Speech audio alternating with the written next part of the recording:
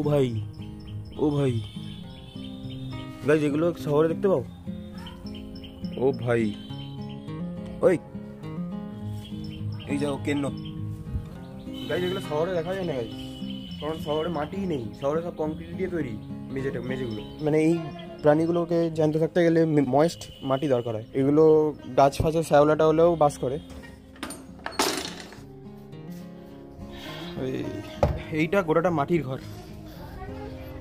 এই ঘরটা দেখো, বাপ রে বাপ, এখানে এটা ভাইব্রেট করছে কেন মাইটা? ওই কি ঘুরছে এখানটা দাঁড়া, ভাই এখানটা পুরো ভাইব্রেট করছে, কি নিচে মনে হয় পাখা চলছে। এই মন্দিরগুলো এগুলো সব 150-200, এগুলো 150-200 বছর পুরনো হবে। 150-200 বছর প্রায় পুরনো মন্দির, বহুত পুরনো। যেমন দেখতে পাচ্ছ, মানে ওপরে গাছপালা সব হয়ে গেছে, ভেতরে আর কেউ যেতেও পারে না। আমি এই পুকুর থেকে ওই পুকুরে হেঁটে হেঁটে পার করেছি, এই পার থেকে ওই পার। আমি এখান থেকে হেঁটে হেঁটে পার করতাম ছোটবেলায়, যখন আমি প্রথম সাঁতার শিখেছিলাম, তখন আমার একটু চুল ছিল। এই পার থেকে ওই পারে পুরো, মানে যখন একটু জলটা কম ছিল, আমি হেঁটে হেঁটে পার করতাম। Hello guys, welcome back to another blog.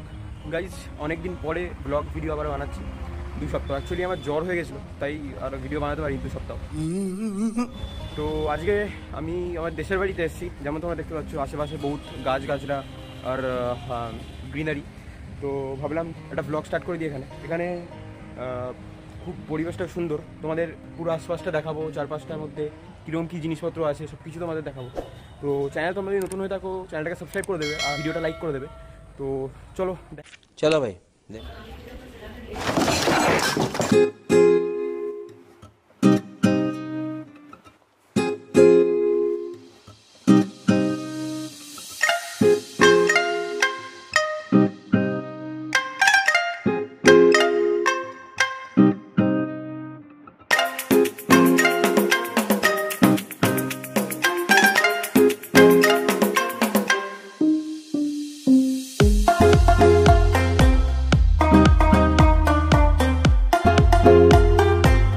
যেমন কি দেখতে পাচ্ছ, এটা আমার মামা বাড়ি, এখানেই আমার মামা থাকে। অনেক পুরনো বাড়ি এখানে এলে মোটামুটি দিনটা ঠিকঠাকই মানে কেটে যায়, কারণ আশেপাশে পুরো গাছগাছরা, অনেক লোক জমজমাট। আর এই পাশে হচ্ছে একটা মন্দির, এটা খুব পুরনো মন্দির, ভূতনাথ মন্দির। আর পুরো আশপাশটা দেখতে পাচ্ছ, পুরো গ্রিনারি আর গ্রিনারি। আর এই পাশে কি আছে? এই পাশে তো বন জঙ্গল আছে, চারপাশেই প্রায় বন জঙ্গল। এখানে আসলে দিনটা মানে শহর থেকে পুরোটা আলাদা, মানে একদম ডিট্যাচড প্রায় বলতে গেলে। গাইজ, ফার্স্টে তোমাদের এই মন্দিরে আগে বাবা ভূতনাথকে পুজো দিয়ে আসি, তারপর তোমাদেরকে আমি এই মামাবাড়ির পুরো ব্লগটা দেখাবো, মানে পুরো ভেতরটা আর কি, ইন্টেরিয়ারটা পুরোটা দেখাবো, মানে কত পুরোনো হ্যানা তেনা, পুরো মাটির ঘরের স্ট্রাকচার কীরকম হয় সব কিছু তোমাদের দেখাবো। আগে পুজো দিয়ে আসি, চলো ভাই। বাতাসা ফাইনালি নেওয়া কমপ্লিট, এবার চলো পুজো দেওয়া যাক। গাইজ, এখানে একটা প্রচুর প্রসিদ্ধ পুকুর আছে, যেই পুকুরে প্রত্যেক বছর চড়ক হয়, গাজন হয়, ওই ভূতনাথ মন্দিরেরই গাজন হয়। মেনলি এটা ভূতনাথ পুকুরই অ্যাকচুয়ালি। যেমন তোমরা দেখতে পাচ্ছ, দাঁড়াও আর একটু কাছে গিয়ে দেখাই তোমাদেরকে।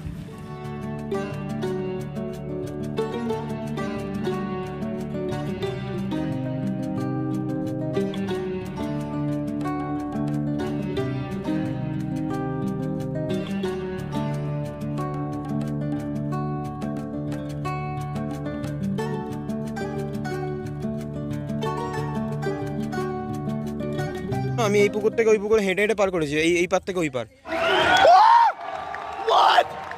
গাইজ, আমি এখান থেকে হেঁটে হেঁটে পার করতাম ছোটবেলায়, যখন আমি প্রথম সাঁতার শিখেছিলাম, তখন আমার একটু চুল ছিল। এই পার থেকে ওই পারে পুরো, মানে যখন একটু জলটা কম ছিল, আমি হেঁটে হেঁটে পার করতাম। আরে এখন তো বর্ষাকাল, এখন তো ডুবে যাবে লোক। এখানেই মেনলি সব ঠাকুর ভাসান দেওয়া হয়। ওখানে যে পুজোটা হয়, দুর্গা পুজোটা, ওটার ভাসান দেওয়া হয় এখানে। আর সবাই যারা জল টল ঢালতে যায়, সবাই যারা এখানে পুজো টুজো দিতে আসে, সবাই জল এখান থেকেই নেওয়া হয়। দুধ ফুদের প্যাকেট সব পড়ে আছে, আমাদের মানুষ আর শুধরোবে না। Who gives you that right? Guys, যেমন কি দেখলে এই পুকুরটা, কেমন লাগলো পুকুরটা কমেন্ট করবে। আর পুকুরের যে সিনেম্যাটিক শর্টসগুলো যে বানালাম, মেন ব্যাপার হচ্ছে গ্রামে আসলে মনটা ভালোই হয়ে যায়, কারণ পুকুর হেনা তেনা। শহরে কি লোক আর্টিফিশিয়াল সুইমিং পুল বানায়, যেটার কোনো মজা হয় না আর কি। মানে কি মজা, নিচে টাইলস লাগিয়ে নিচে পাঁক থাকবে, এটাই তো আসল মজা। বাত তো সহি গাইজ, বট গাছটাকে দেখো একবার। শহরে এরকম বট গাছ কখনো দেখেছো? ওপরে একবার বট গাছটার সাইজটা দেখো একবার। শহরে যদি এরকম বট গাছ দেখো তুমি, মানে নাম চেঞ্জ করে দেবে পুরো।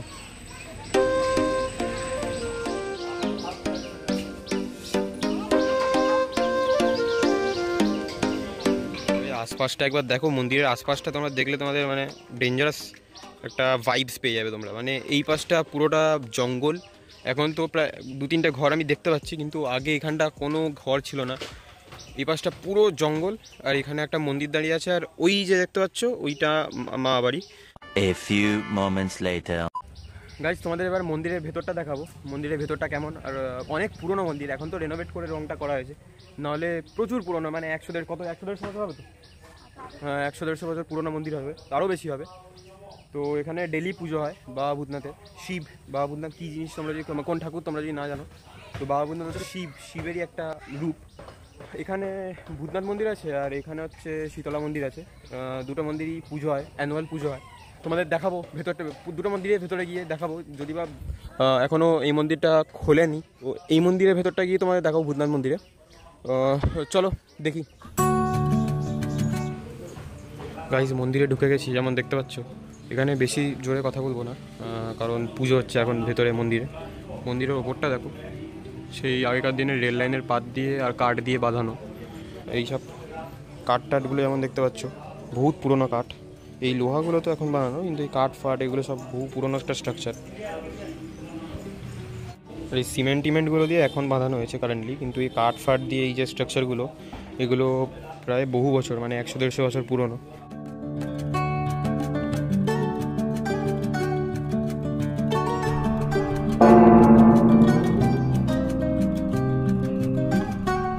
তোমাদের যেমন শীতলা মন্দির, ভূতনাথ মন্দিরটা তেমন দেখালাম, তেমন শীতলা মন্দিরটাও দেখাই চলো। দেখো, এটা শীতলা মন্দিরের চাতাল, ওপরটা পুরোটা বাঁশ দিয়ে বাঁধানো আছে, ওই একই রেল লাইনের পাত আর কাঠ দিয়ে বাঁধানো। এগুলো মেনলি কাঠ মনে হয়, রেল লাইনের পাত নয়। আর এটা হচ্ছে শীতলা মন্দির, গ্রামে পুজো হয় প্রত্যেক বছর, গ্রামের একটা নিজের টাইমে পুজো হয়, বা কোন টাইম সেটা আমি জানি না। এই মন্দিরটা মেনলি ওই ভূতনাথ মন্দিরের থেকে একটু পরে আর কি প্রতিষ্ঠা হয়েছিল।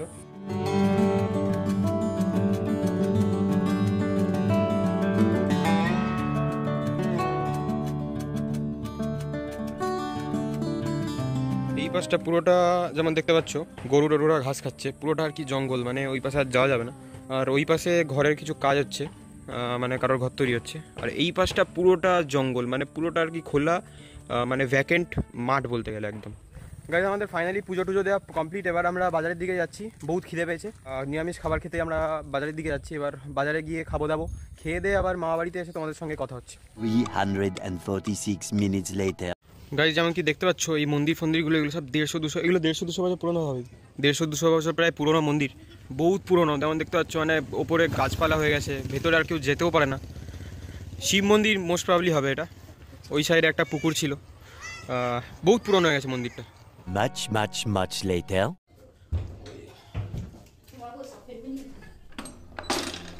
গাইজ পুরোনো দিনের বাড়িটা দেখো, পুরোনো দিনের বাড়িগুলো, এখন তো এইটা সিমেন্টের হয়ে গেছে, কিন্তু মাটির ঘরগুলো দেখাচ্ছি দাঁড়া। এটা তো বারান্দা, পুরো ধুলোময় হয়ে গেছে, মাটির ঘর।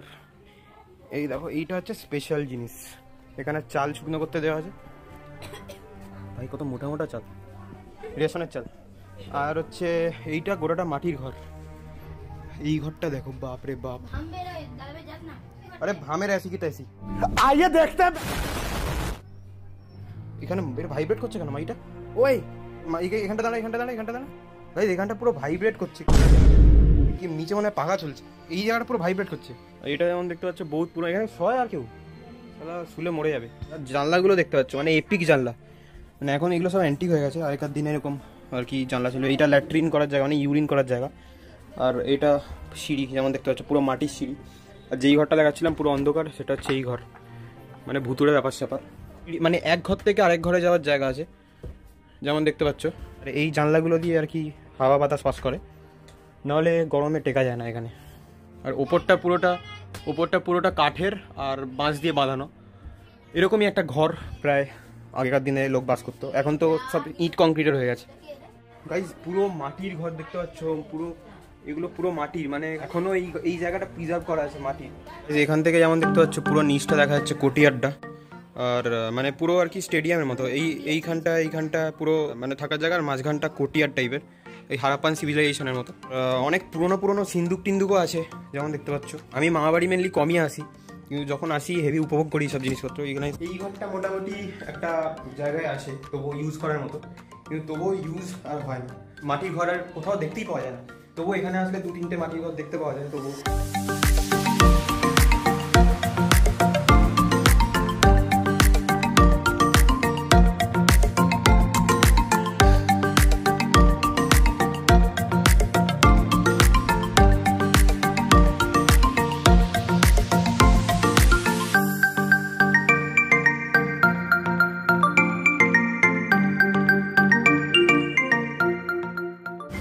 গাইজ ফাইনালি মামাবাড়ি থেকে এবার মাসির বাড়ির দিকে যাচ্ছি।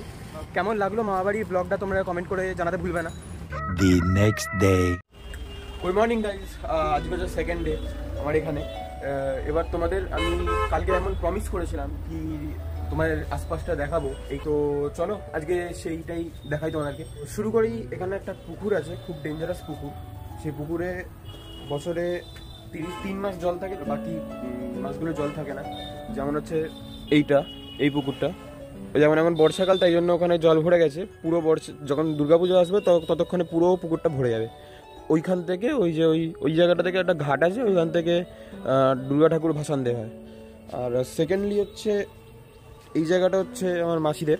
এই জায়গাটাও মানে মোটামুটি গাছপালা লাগানো হয়, এখন বর্ষাকালে পুরো বন জঙ্গলে ভরে গেছে। গাইজ আসি এই পাশে যেমন দেখতে পাচ্ছ পুরো বন জঙ্গলে ভর্তি। আর এখানে পুরো মানে এটা জবা গাছের ঝাড় হয়ে গেছে, এপাশে পুরো বেগুন গাছের ঝাড় হয়ে গেছে। এপাশটা ও ভাই কেন ও ভাই গাইজ এগুলো শহরে দেখতে পাও नहीं ও ভাই ওই এই যাও কেন গাইজ এগুলো শহরে দেখা যায় না গাইজ, কারণ শহরে মাটিই নেই, শহরে সব কংক্রিট দিয়ে তৈরি মেঝেগুলো। মানে এই প্রাণীগুলোকে জানতে থাকতে গেলে ময়েস্ট মাটি দরকার হয়। এগুলো গাছ ফাছে শ্যাওলাটা হলেও বাস করে। আর এই পাশটা যেমন দেখতে পাচ্ছ পুরো জঙ্গল। সাপখোপের ভয় আছে, আমি বেশি যাবো না এই পাশটায়। আর ওই পাশটা যেমন দেখতে পাচ্ছ পুকুর, ঠিক আছে? এই পাশটাতে পুরো জঙ্গল এই পাশটাতে। আর এই পাশটাতে ওই পুকুরটা, আর এই পাশটাতে হচ্ছে আমার মাসির বাড়িটা। যেমন দেখতে পাচ্ছ পেঁপে হয়ে আছে গাছে, গাছে পেঁপে হয়ে আছে। আর এই পাশটাতে হচ্ছে পুরো জঙ্গল। ওই পাশটাতে আমি আর যাবো না, কারণ সাপের উপদ্রব ওই পাশে।